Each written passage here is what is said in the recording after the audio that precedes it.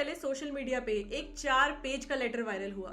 ये लेटर लिखा था एना सेबेस्टियन की मदर ने ईवाई के चेयरमैन राजीव मेमानी को। इस लेटर ने सवाल उठाए ईवाई के extreme work pressure, unrealistic expectations and cruel working hours per, क्योंकि इन्हीं सब के चलते एना सेबेस्टियन की डेथ हो गई। Anna Sebastian. Anna Sebastian. Anna Sebastian. Anna Sebastian Perel. 26-year-old chartered accountant Anna Sebastian Perel's death has sparked a debate around mental health and wellness and high-stress workplaces.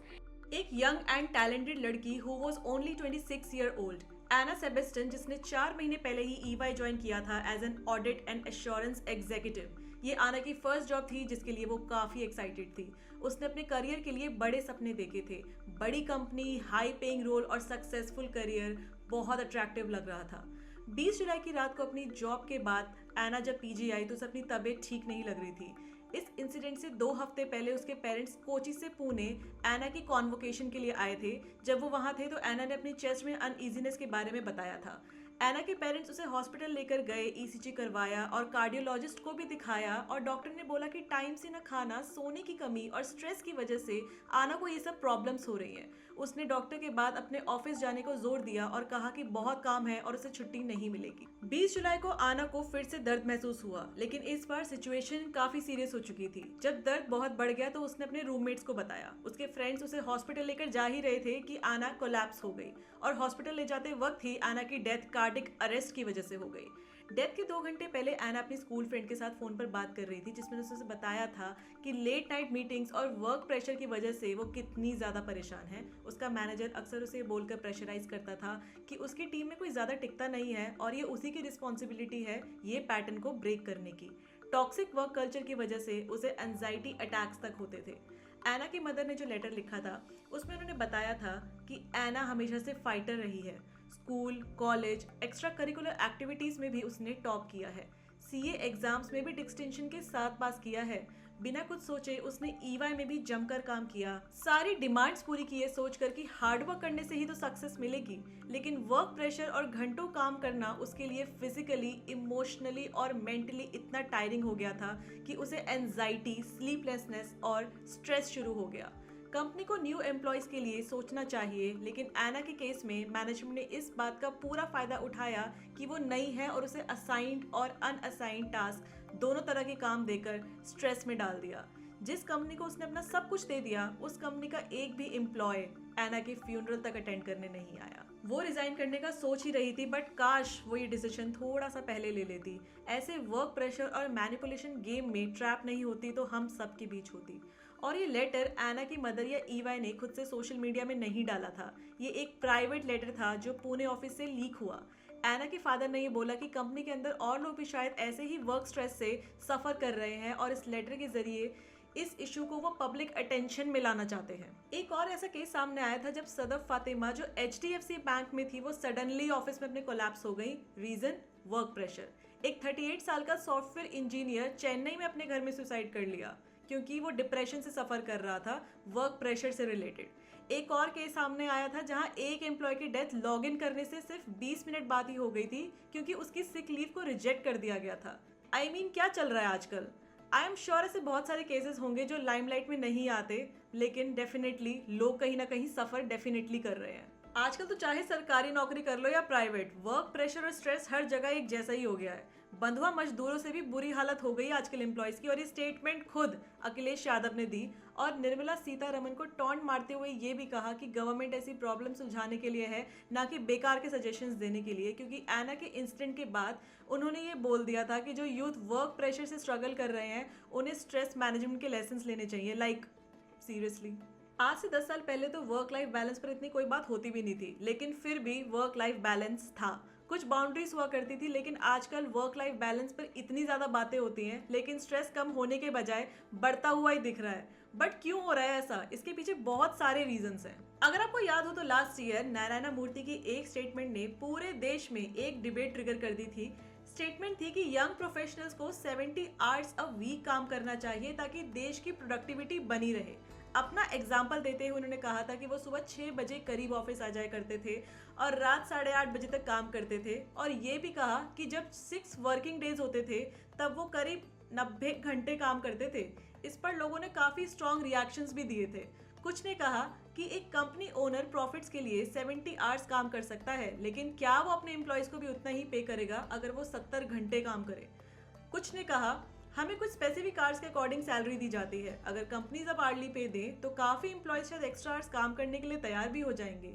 एक ने कहा ये एक टिपिकल कैपिटलिस्ट अप्रोच है, ये भूलना नहीं चाहिए कि एम्प्लॉयज इंसान हैं, रोबोट्स नहीं। अपनी फैमिली और सोसाइटी की तरफ भी कुछ जिम्मेदारियां होती हैं। कुछ ने तो टॉन्टिंग वे में कहा कि 70 घंटे तो बहुत कम है, एक हफ्ते में 168 आवर्स होते हैं, अगर घर जाने की जगह ऑफिस में भी रहा जाए तो 100 आवर्स तक काम किया जा सकता है। जैसे चाइना के वर्कर्स फॉक्सकॉन फैक्ट्री में ही रहते हैं, यही सिस्टम इंडिया में भी इंट्रोड्यूस करना चाहिए। कुछ कंट्रीज ऐसे जापान और कोरिया में वर्क प्रेशर बहुत ज़्यादा है और आपको ये जानकर शॉकिंग लगेगा कि ये one of the major reason है कि वहाँ न्यू जनरेशन की कमी हो रही है।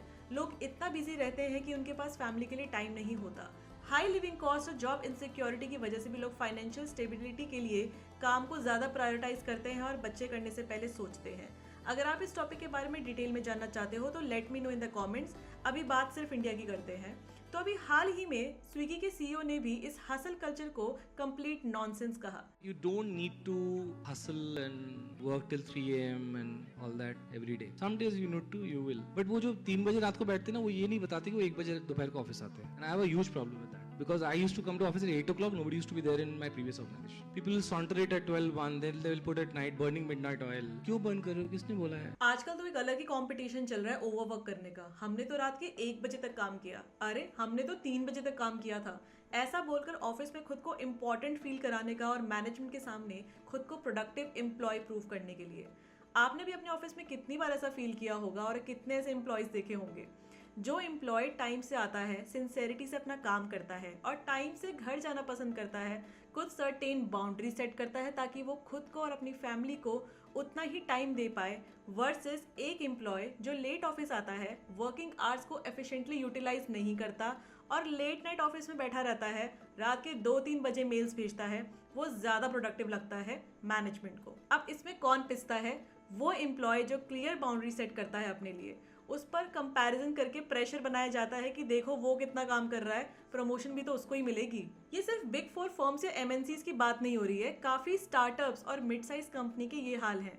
ओवरवर्क नहीं करोगे तो आपको इनएफिशिएंट समझा जाएगा, आपकी ये इमेज बनाई जाएगी कि आप पैशनेट नहीं हो और आप में वो हंगर नहीं है।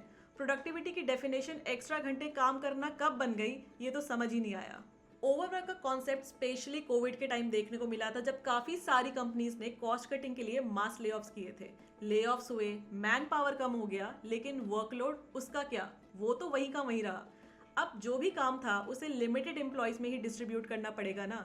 आपने भी शायद सिचुएशन फेस की होगी अपनी कंपनी में, या अपने किसी फ्रेंड को ही ज़रूर बोलते हुए देखा होगा फ्रस्ट्रेशन में कि उससे 3-4 लोगों का काम करवाया जाता है, शॉर्ट डेडलाइंस हैं, क्लैरिटी नहीं है काम की और आउटपुट एक्सपेक्टेशंस भी काफ़ी ज़्यादा हाई हैं। मार्केट में भी जॉब्स कम है और लेबर ज़्यादा है। इस डर से कहीं ना कहीं कुछ बोलने पर आपको निकालना दिया जाए, इसलिए एम्प्लॉयज़ एक्स्ट्रा आवर्स लगाते भी हैं, कभी ऑफिशियल ऑफिस आवर्स के बाद, कभी वीकेंड्स पर और कभी हॉलीडेज़ पर। खैर सारी कंपनीज ऐसी डेफिनेटली नहीं है, लेकिन कुछ कंपनीज बोल लो या मैनेजर्स इस चीज़ को काफ़ी एक्सप्लॉइट करते हैं। लाइफ में सक्सेसफुल होने के लिए क्रेजी होना ज़रूरी नहीं है, हार्डवर्क और ओवरवर्क के बीच में एक बाउंड्री सेट करना बहुत ज़रूरी है। ये बात बिल्कुल नहीं भूलनी चाहिए कि अगर कल को आपको कुछ हो गया तो कंपनी आपके जाने का दुख भी नहीं मनाएगी और सबसे पहले एक हायरिंग पोस्ट निकालेगी आपको रिप्लेस करने के लिए। इसलिए अपने मेंटल और फिजिकल वेलबींग का प्लीज़ ध्यान रखो। कंपनीज की भी रिस्पॉन्सिबिलिटी है कि prevention of mental harassment and work place पे फोकस किया जाए और सभी एम्प्लॉयज़ खास करके मैनेजर्स को इस एक्ट के अंदर क्लोजली मॉनिटर किया जाए।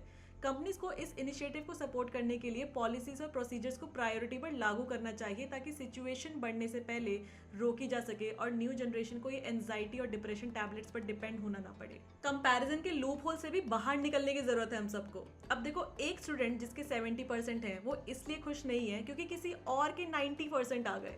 जिसके 90% आए हैं वो भी परेशान है क्योंकि उसे उसकी ड्रीम कंपनी में जॉब नहीं मिली। अब जिसको ड्रीम कंपनी में जॉब मिल गई है वो भी परेशान है क्योंकि उसके कलीग को उससे ज़्यादा सैलरी मिल रही है। और जिसको हाईएस्ट सैलरी मिल रही है वो इसलिए परेशान है क्योंकि उसकी पर्सनल लाइफ में प्रॉब्लम्स चल रही हैं। क्यों? क्योंकि वो अपनी फैमिली और हेल्थ पर ध्यान ही नहीं दे पा रहा है। इस इनफाइनाइट रैट रेस से निकलने की ज़रूरत है हम सबको, क्योंकि अगर इसी में लगे रह गए तो लाइफ में कभी खुशी मिलेगी ही नहीं। लाइफ में जितना अचीव कर लो कम ही लगेगा। ग्रैटिट्यूड कभी फील ही नहीं कर पाओगे, जो बहुत ज्यादा जरूरी है अपनी ग्रोथ जर्नी में पॉजिटिव रहने की। ऑलवेज रिमेंबर, जान है तो जहान है। अगर वीडियो अच्छी लगी हो तो please subscribe the channel and I will see you in the next video.